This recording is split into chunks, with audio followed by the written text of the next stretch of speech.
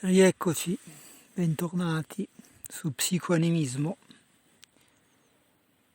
il canale in presa diretta con l'anima del mondo. Nell'ultimo video avevamo accennato ad un problema, quello delle resistenze, nel rimettersi nelle mani della natura. E quindi apriamo questo capitolo e vediamo cosa succede. Perché questa operazione suscita così forti resistenze? Voglio anzitutto ricordarvi, oppure anche comunicare a chi non lo sa, che un filosofo francese che si chiama Christian Godin ha coniato il concetto di odio della natura e, seppur impiegando una chiave di lettura freudiana, incrocia perfettamente il mio pensiero. C'è un odio, anche un sadismo, nel senso di un piacere nel infierire nei confronti della natura, di insozzarla. Pensiamo agli argini pieni di spazzature, per esempio. Pensiamo agli alberi così sradicati, potati malamente, considerato proprio come materiale inerte, senza vita. E questi sono solo esempi tra un'infinità di altri esempi. Rimettersi nelle mani della natura vuol dire, come dicevamo nell'altro video, rispettare i suoi tempi, la natura fuori ma anche dentro di noi. Mondo interiore e mondo esteriore, in questo senso, come l'approccio psicoanimistico cerca di mostrare, sono uniti, inestricabilmente uniti. Per questo noi, ma anche i membri tribali, quando si tratta di trovare ispirazione, di trovare qualcosa di rigenerante per lo spirito, sentiamo il bisogno di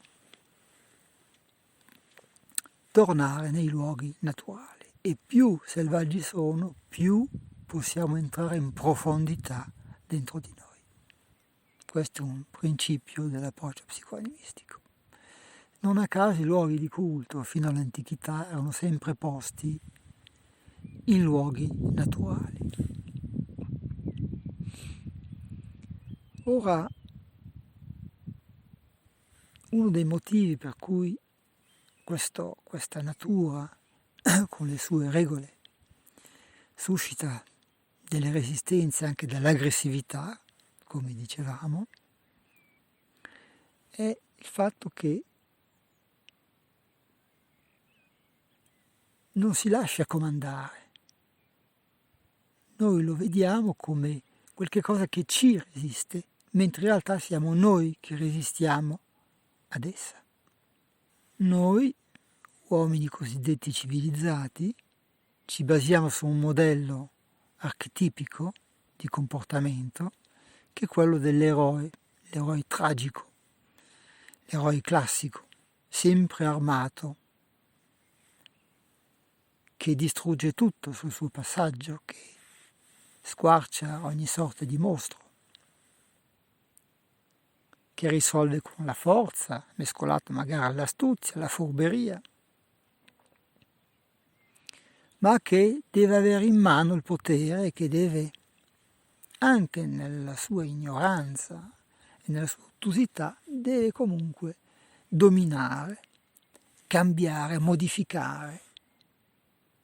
Quindi si mette al posto. La natura è proprio qualche cosa che sarebbe da rispettare, da capire per i membri tribali. Loro lo sanno benissimo, hanno una percezione molto profonda di queste cose.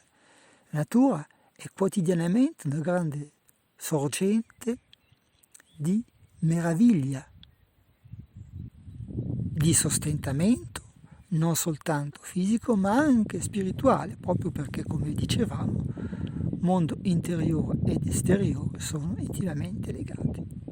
Un albero non è soltanto un albero, è anche un simbolo. Stessa cosa per la montagna, per il fiume, per la grotta, per un animale selvatico. Sono anche dei simboli ancorati dentro di noi, perché fanno parte di noi. Noi siamo cresciuti con dentro, attraverso questa natura, e ci siamo poi, abbiamo voluto staccarci. Adesso non la comprendiamo più e non vogliamo nemmeno comprenderla. Solo che siamo arrivati, come sapete, perché anche gli scienziati ormai lo dicono, a un punto estremamente critico, perché abbiamo già malomessa in maniera veramente forte, abbiamo inquinato e avvelenato tutto, abbiamo incrinato questo equilibrio che a fatica, attraverso milioni di anni, la natura di cui facevamo parte, quindi tutti, si era creata.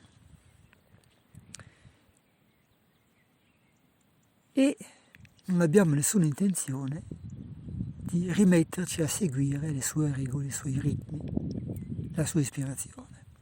Dobbiamo andare sempre veloce per fare sempre più profitti. Ecco, una delle maggiori fonti di resistenza risiede proprio lì, nel fatto che la natura viene concepita, vista come un freno all'economia, come uno dei nemici dell'economia, di quel che chiamiamo economia. In poche parole, come farvi capire questo? Allora, se provate a immaginare come per magia lasciare stare la natura, rispettarla, rispettare i suoi ritmi, le sue regole, dico come se per magia questo volesse dire fare profitti, allora ecco che sarebbe una rinascita incredibile del pianeta,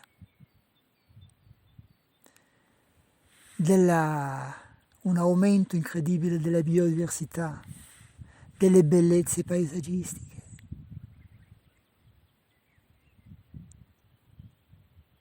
Ma ahimè, è proprio il contrario nella nostra percezione delle cose. La natura è nemica dell'economia. I parchi naturali frenano l'economia, impediscono lo sviluppo dell'economia. Quindi, in pochissime parole, per concludere, fintanto che noi non ci renderemo veramente conto di essere posseduti da questa significante economia,